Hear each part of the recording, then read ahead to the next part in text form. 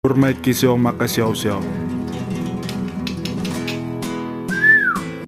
Hola, Siriwangko, Karapi Karya, Katuari, my brother and my sis. Welcome back to Brur Meki Show Maka Xiao Xiao channel. Di konten kali ini, Brur Meki akan membahas suatu sejarah mengenai peninggalan leluhur bangsa Minahasa yang berada di daerah Batavia atau sekarang yang bernama Jakarta. Jadi di daerah Marunda, Cilincing, Jakarta Utara terdapat suatu bangunan bersejarah milik leluhur bangsa Minahasa, yaitu yang bernama Petilasan Tololiu Hermanus Willem Dotulong. Ya, jadi seperti inilah penampilannya dari Petilasan THW Dotulong yang berada di Marunda, Cilincing, Jakarta Utara. Nah, alamat lengkapnya berada di KBN Marunda, dekat pintu masuk gerbang Terminal Umum PT KCN. Nah, jadi di petilasan ini memiliki dua versi sejarah. Oke, Brur Meki akan membahasnya satu-satu ya. Versi yang pertama, petilasan itu adalah tempat dari Opo Tololiu Hermanus Willem Dotulong. Beliau lahir di Kemah 12 Januari 1795 dan meninggal di Sonder 18 November 1888. Beliau juga menjadi Mayor van Sonder mulai dari 1 Februari 1827. Jadi petilasan ini berhubungan atau berkaitan dengan Perang Jawa, yang mana THW Dotulong menjadi pemimpin dari The Hulptroepen van Minahasalen atau pasukan tulungan atau pasukan bantuan untuk menumpas pemberontakan di Ponorogo. Nah, Brur Meki akan menceritakan secara singkat saja ya tentang sejarah Perang Jawa itu, karena nanti Brur Meki akan membuatnya di konten yang berbeda. Kalau setuju, silakan komen di bawah ya. Jadi, Perang Jawa dimulai dari tahun 1825 sampai 1830. Disebabkan oleh keinginan Diponegoro yang ingin mendirikan kerajaan dengan syarikat Islam. Dan Perang Jawa tersebut membuat kerajaan Belanda kewalahan sehingga Belgia keluar dan menjadi negara sendiri. Oleh karena itu, Belanda meminta bantuan kepada sekutunya yang terdekat, yaitu Minahasa. Singkat cerita, terbentuklah pasukan bantuan atau pasukan tulungan atau The Hulptroepen van Minahasalen, yang bertujuan sebagai pasukan bantuan dalam memerangi perang pemberontakan di Ponorogo. Tanggal 29 Maret 1829, pasukan tulungan berangkat dari Fort Amsterdam, Manado, menuju ke Batavia untuk bertemu dengan Gubernur Jenderal Hindia Belanda. Jadi setelah dari Batavia, mereka menuju ke Semarang, lalu menuju ke Magelang atau Kedong Kebo. Dan di Ponorogo ditangkap oleh pasukan tulungan pada akhir Maret 1830. Lalu Diponegoro beserta pengikutnya diasingkan ke Manado, kemudian Diponegoro diasingkan lagi ke Makassar dan meninggal di Makassar. Nah, kira-kira seperti itulah sejarah singkat kedatangan THW Dotulong ke Tanah Jawa untuk menangkap Diponegoro.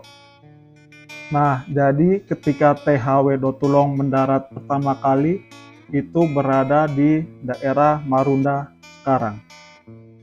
Dengan cara menggunakan daun perundak atau daun pelepah kelapa. Sehingga tempat di mana dia mendarat disebut dengan nama Marunda, yang berasal dari bahasa Minahasa yaitu Parundak atau pelepah daun kelapa. Versi yang kedua, ada dua sahabat karib dari Minahasa dan Maluku yang tinggal di daerah Batavia. Sejarah Betawi atau Batavia tidak bisa lepas dari kedua tokoh ini. Kedua tokoh tersebut bernama Opo Usep Karel Dotulong dan Tete Yongker. Opo Usep Karel Dotulong seorang gagah pemberani dalam menumpas gerombolan penjahat di mana saja, khususnya di tanah Banten dan Batavia. Opo Usep menikahi putri dari Sultan Banten dan bersahabat dengan Tete Yongker dari Maluku. Awalnya Tete Yongker adalah memihak kepada Belanda dan akhirnya berperang dan tewas di tangan Belanda. Nanti Bro Meki akan membahas sejarahnya di konten yang berbeda ya. Silakan di komen. Nah, setiap berperang melawan Belanda, kedua tokoh tersebut bertemu di pantai sekitar Cilincing. Dan di pantai Cilincing itu menjadi tempat bertapa untuk kedua tokoh tersebut. Suatu hari, kedua tokoh tersebut berjanji bila selesai berperang akan bertemu kembali di tempat ini. Opo Usep Karel Dotulong pergi ke Banten melalui pesisir Jakarta Utara. Dan Tete Yongker tetap di Batavia karena Tete Yongker dibeli tanah yang luas di daerah yang diberi nama Pejongkeran atau Pejongkoran. Dan pasukan dari Tete Yongker diberi tempat di wilayah yang sekarang bernama Kampung Ambon di daerah Jakarta Timur. Singkat cerita, Opo Usep selalu memberantas para penjahat dan tentara Belanda. Sehingga banyak kawan dan lawan yang segan terhadap Opo Usep. Mendengar hal itu, pihak Kerajaan Banten ingin bersahabat dan berkenalan dengan Opo Usep. Akhirnya bertemulah pihak dari Kerajaan Banten dan Opo Usep. Banyak tugas-tugas yang dipercayakan kepada Opo Usep diselesaikan dengan baik, seperti membasmi para penjahat dan jawara-jawara dan para pemberontak di Kerajaan Banten. Suatu ketika, Opo Usep teringat oleh janjinya kepada sahabat karibnya yaitu Tete Yongker di Batavia. Singkat cerita, Opo Usep pergi ke Batavia. Di sepanjang perjalanan, Opo Usep memberantas para penjahat dan tentara Belanda. Tibalah Opo Usep di Marunda, dan dilihatlah tidak ada sahabat karibnya di sana. Tiba-tiba seseorang datang menghadap Opo Usep, dan orang itu mengatakan bahwa dia adalah anak buah dari Tete Yongker. Dia diperintahkan oleh Tete Yongker apabila Tete Yongker meninggal, dia harus memberitahukan kepada Opo Usep. Betapa kaget dan marah mendengar bahwa sahabatnya meninggal di tangan Belanda. Maka segera mungkin Opo Usep menuju ke medan pertempuran melawan Belanda dan jawara-jawaranya. Lalu bertanyalah Opo Usep kepada anak buahnya, di manakah jasad dari Tete Yongker? Kemudian dijawab, pihak Belanda telah menyembunyikan.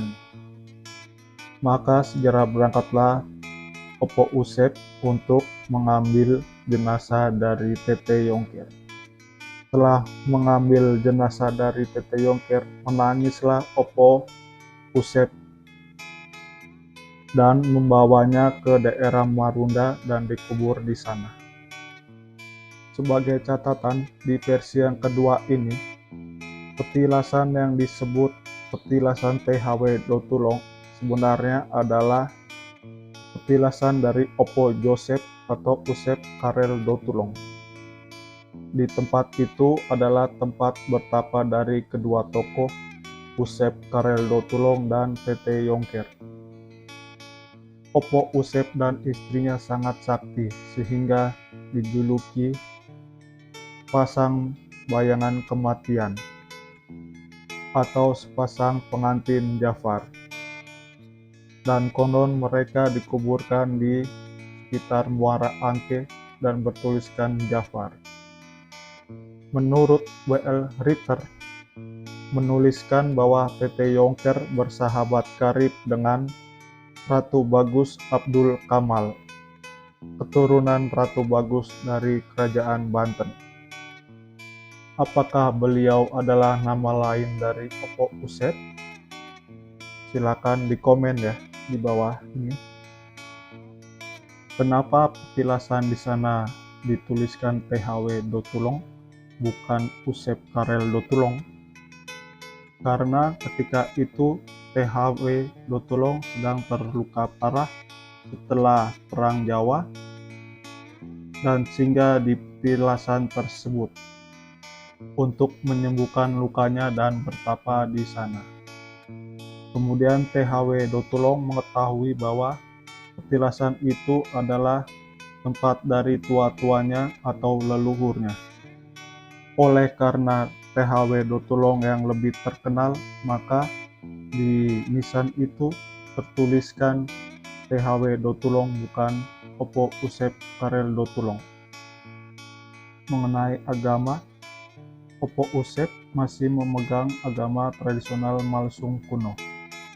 Dan ada yang mengatakan bahwa beliau menjadi mualaf. Nah, bagaimana nih my brother and my sis, kira-kira versi mana yang sesuai dengan pendapat kalian? Atau kalian mempunyai versi yang lain? Silakan di komen. My brother and my sis, welcome back to Brur Maiki channel. Sekarang Brur Maiki lagi di situs Cagar Budaya Minahasa yang berada di daerah Marunda, Jakarta Utara. Ini adalah situs dari petilasan Opo Hermanus Willem Dotulong yang berasal dari Minahasa. Oke, kita masuk dulu.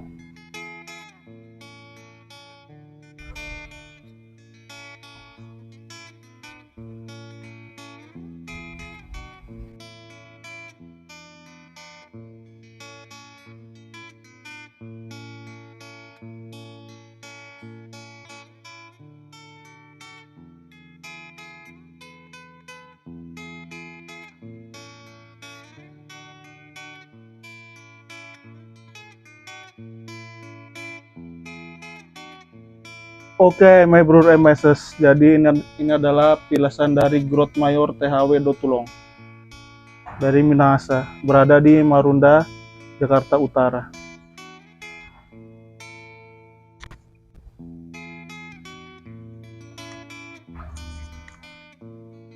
Nah, ini atapnya seperti di waruga-waruga. Dan ini ada seperti segitiga, yaitu lambang Trinity atau Trinitas. Dan itu ada dua buah batu. Kalau dulu mah nggak ada batunya. Dan ini ada pohon tua, ada tawaang.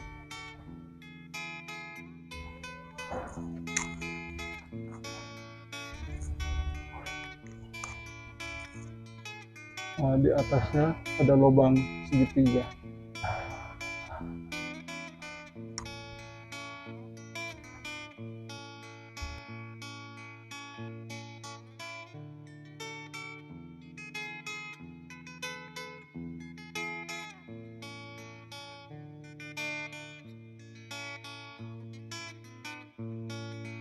Oke, cukup sekian pembahasan mengenai situs petilasan di daerah Marunda, Cilincing, Jakarta Utara.